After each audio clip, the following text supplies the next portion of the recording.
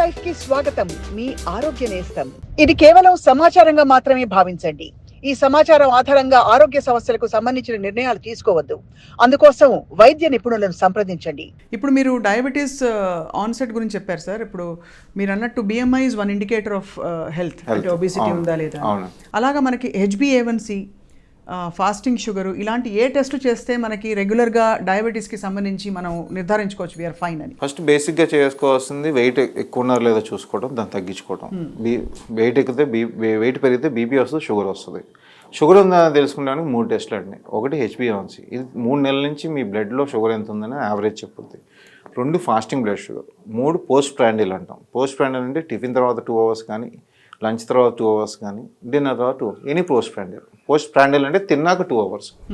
ఈ వాల్యూస్ చూసుకోవాలి. HbA1cలోకి వస్తే 5.7% కంటే తక్కువ ఉంటే నాన్ డయాబెటిక్ అండి. 5.7 నుంచి 6.4% అంటే pre diabetes. 6.5 and above diabetic.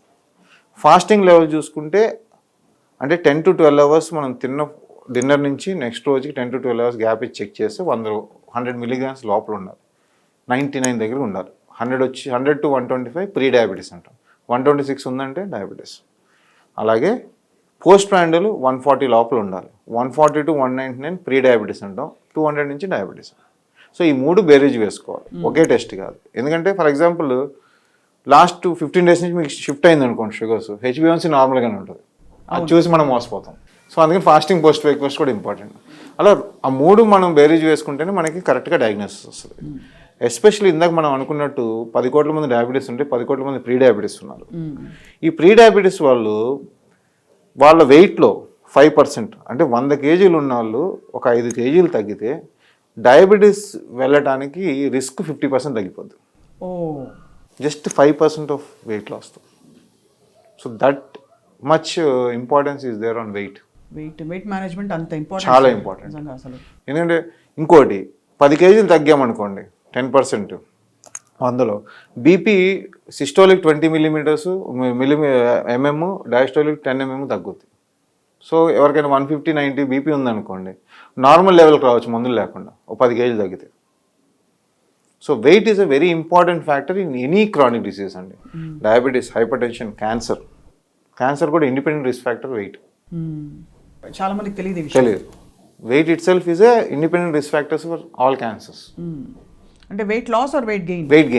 Wait gain is an indicator that something is not right in the body. Not right in the body, and you may develop chronic diseases. So అందుకని ఇది మన అవగాహన పెంచడం అవసరం, అవగాహనగా ఉండటం అవసరం. ఇది వేరే వాళ్ళ కోసం చేయకండి. మీరు ఆరోగ్యంగా క్వాలిటీ ఆఫ్ లైఫ్ మీ ఫ్యామిలీతో గడపడానికి చేయండి. అప్పుడే మీరు చేయగలుగుతారు. డాక్టర్ చెప్పారనో, మీడియా చెప్పిందనో, ఇంకెవరో చెప్పిందని చేస్తే అది నిలవదు, మీరు చేయలేరు కూడా.